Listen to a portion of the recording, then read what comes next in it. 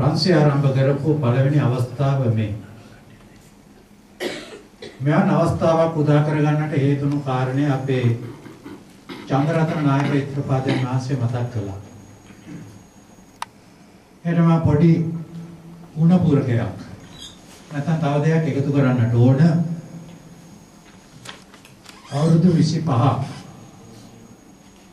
නොකඩවම මේ නිදහස් උත්සවයට මම සම්බන්ධ වුණා. මහානවලා දැන් අවුරුදු 56ක් වෙනවා.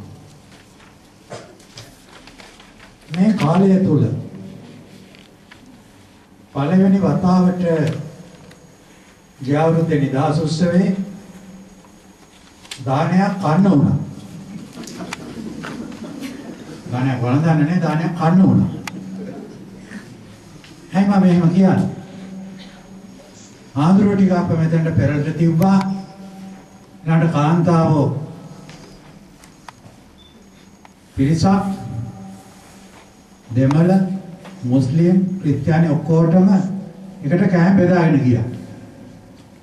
මේ පරිසරය දැක්ක ගමන්ම මං කව මෙතන තියෙන කෑමක්. බුදුහාමුදුරුවෝ මෙතනින් අයින් කළා.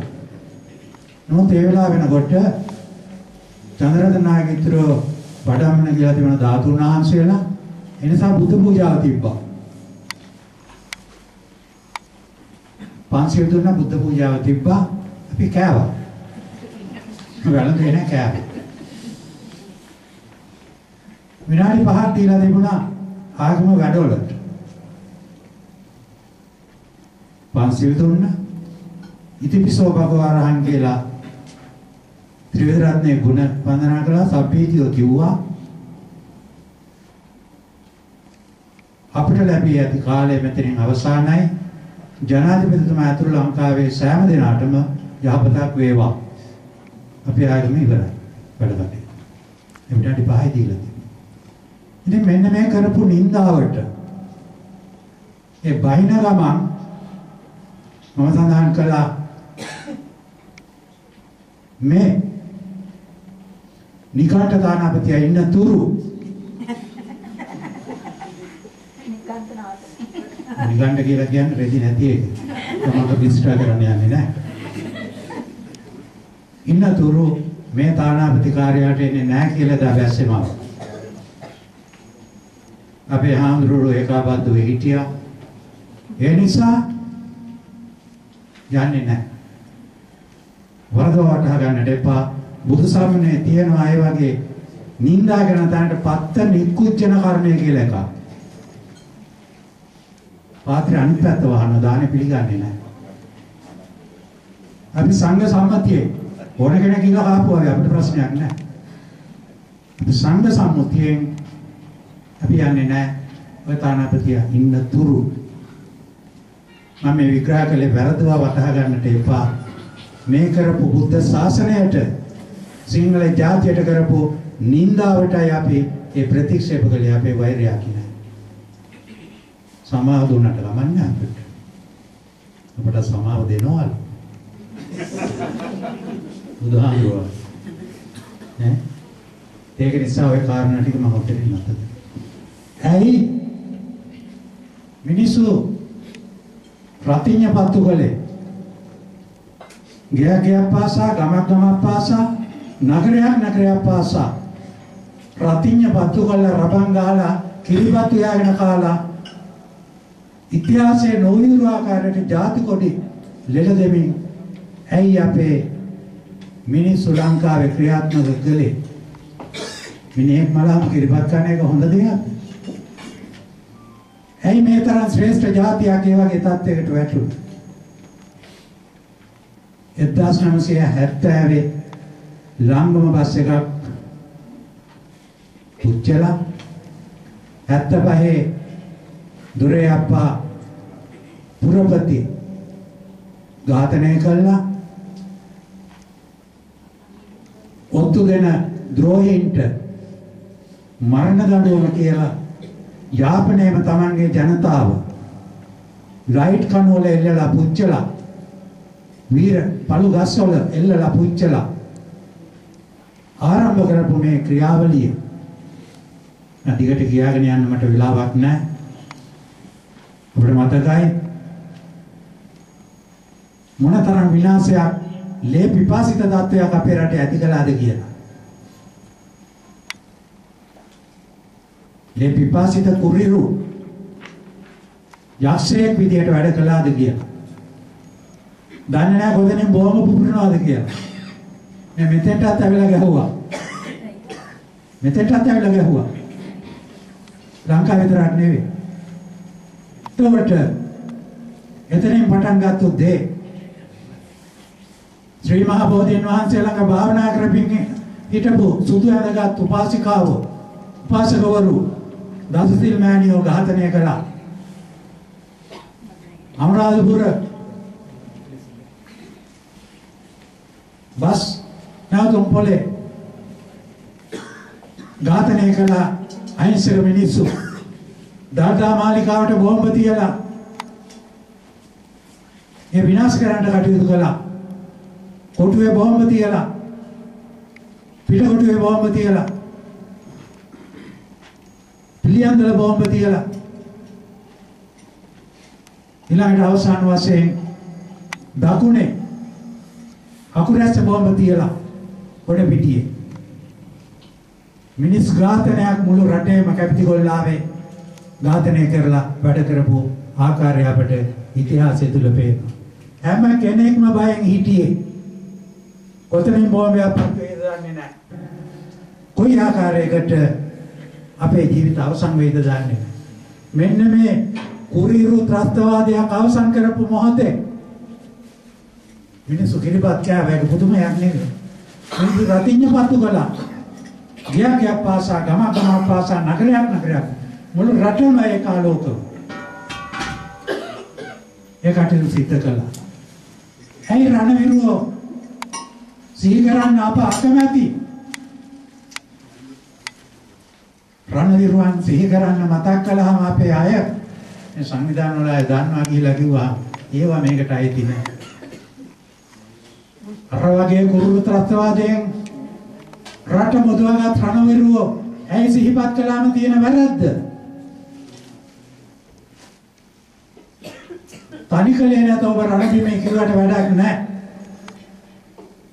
අපේ සිහිය තියෙන්නට ඕන අපිට මේ නිදහස දිනා දුන්නු රණවිරුවෝ. එක බිස්කට් එකක් කාලා වතුර බින්දු 3යි දවසකට ගන්නෙ. කොට්ටි අඩවි වලට මහා කලබුවල බහැලා අපේ රණවිරුවෝ තමන්ගේ ජීවිතය පරදුවට තියලා අප වෙනුවෙන් සටන් කළේ. එක සටනකදී මෙයා ඇවිල්ලා ජයග්‍රහණය කළා තමන් කර ගියපු අරමුණ ඉටු කළා. ආපහු ගොඩබිමට ආවට පස්සේ සෙරප්පු ගලනකොට මේ හැමත් එක්ක ගැලවිලා එනවා වතුර වලේ බහැලා හිටපු තැම්බිලා සුදු වෙච්ච මිනිස්සු. මේ ආකාරයට සටන් කළේ 12 දෙනාගේ 8 දෙනාගේ කණ්ඩායම් ගියා. මේ කණ්ඩායම් ගිහිල්ලා ලක්ෂ 70ක් යනවා කියනවා එක්කෙනෙක් පුහුණු කරන්නට සෙල්ලම් නෙමෙයි. එහෙම ගිහිල්ලා යම් විදියක අහු වුණොත් එකපටේක් සූදානම් බෝම්බ පුරවන කොටිත් එක්කම විනාශ වෙන්න අනිත් ටික අනිත් 8 දෙනාට 7 දෙනාට හෝ 11 දෙනාට ආපහු වෙන අවස්ථාව සකසලා දුන්නා. එහෙමයි ජීවිත පූජා කළේ අපේ රණවිරුවෝ. ඇයි මේ මිනිස්සු සිහි කරන්නට බැරි අපට? ඇයි බැරි? ඇයි නරකයි මිනිස්සු සිහි කරන්නේ? ඔබ දන්නවා අසලක වීරයා කියලා අපි හිටියා. අසලක ගාමිණී කුලරත්න. ඈතින් එනවා බුල්ඩෝසරයක අත්වලට මාංචු දාලා ඉදිරියට යන මිසක් පස්සට යන්න බැරි ගියර් ක්‍රමයක් හදලා මා බුල්ඩෝසරයක් එනවා බෝම්බ පුරවගෙන බටේ නිදි වේග ගන්නවා බැරක්කවල 700 ගන්නවා मैं තමයි මුරට හිටියේ. අර පහන දාලනවා කියලා ගීතේ කිව්වේ ඒකයි. පහන් එලි කරලා ඉන්නවා බලාගෙන. ඈතින් පේනවා මේක ලං වෙනවා. යා දෙවරක් හිතුවේ නෑ. 700ක් හමුදාවට යමු. බේර ගන්නට. මේ මිනිස්සු ගියා. මෙයා ගියා. බෝම්බ අරගෙන පැන්න අර මෙයාට සම්පූර්ණ විනාශ කළා. එන්න දුන්නේ නෑ. ඇයි මිනිස්සු සිහි කරන්න බැරි අපට?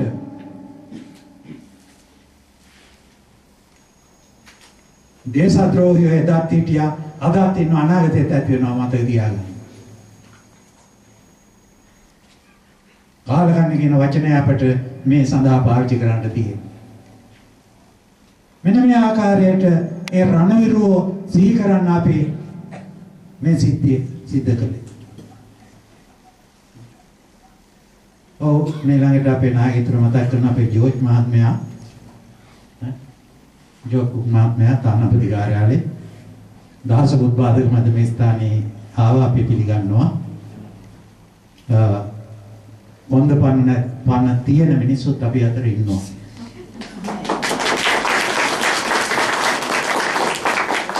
මතක තියාගන්න මේ අවස්ථාවේදී මම කියනවා මම ඉස්සෙල්ලා නායකත්වයට උපදෙස් දුන්න ආනන්දාන්රංගේ උපදෙස් ඇතිව තානාපති කාර්යාලයෙන් කවුරුවක් ගෙන්නන්න එපා කියලා. තරහට නෙවෙයි. තානාපති කාර්යයත් එක්ක අපේ කිසියම් අමනාපයක් නැහැ. ඒ මිනිස්සුගේ ජීවිත ආරක්ෂා කරන්නට, තනතුරු ආරක්ෂා කරන්නට ඒ දේ කරන්න එපා කියලා. නමුත් ජෝර්ජ් මහත්තයාට බය නැහැ. අපි ස්තුතිවන්ත වෙනවා මේ ස්ථානයේ පැමිණීම පිළිබඳව. ඉතින් මම මේ කියාගෙන ආවේ අපි අමරගුණසේකර මහත්මයා දැන් අතීත මුතුන් මිත්තන් සිහි කළා. මතක තියාගන්න මේ රිදී බන්දේසියක ගෙනලා දීපු නිදහසක් නෙවෙයි අපිට තියෙන්නේ. 1505 පෘතුගීසින් ලංකාවට ආව තැන ඉඳලා 1818 කැරැල්ල දක්වා මේ කාල පරාසය තුල මොන තරම් අපේ මිනිස්සු දුක් විඳලාද කියලා සිහිපත් කරන්නට ඕන. ඌව වෙල්ලස්ස විතරක් මම මතක් කරන්නම්. ලිං වලට දැම්මා වස.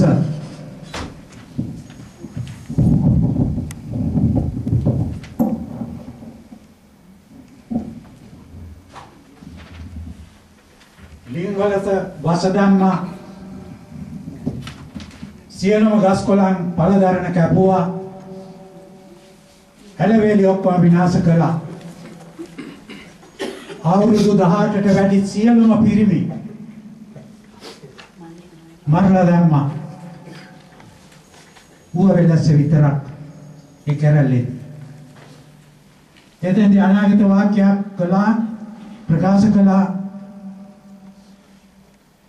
තව අවුරුදු 200ක් යනතුරු මේ පළාත නැගිටින්නේ නැහැ කියලා එදා අධිරාජ්‍යවාදීන් ප්‍රකාශයක් කළා. ඒ තත්ත්වය අදටත් සාධාරණයි. අවුරුදු 195ක් වෙනවා දැනට. තාමත් ඌව වෙලස්ස වැටිලා. ඇයි අපි සිහි කරන්නේ අපේ මුතුන් මිත්තෝ? මේ ජීවිත දුන්නේ ඇයි? ජීවිත දුන්නේ ඔබ අපාද සිහි කරන මේ නිදහස වෙනුවෙන්. සෙල්ලමට ආවේ නෑ මේක මතක තියාගන්න. සෙල්ලම් පිණිස ආපු ගමනක් නෙවෙයි මේ. පුදුම ආකාරයක පෘතුගීසියෙන් පටන් ගත්තා. ලන්දේසියාව, ඉංග්‍රීසියාව. ඉංග්‍රීසි තරම් ලේච්ඡ චුත්ත පහත් තත්වයකටපත් වෙලා වැඩ කරපු ජාතියක් තවත් නෑ අපේ රටට. ඒ තරම් විනාශයක් කළා. අද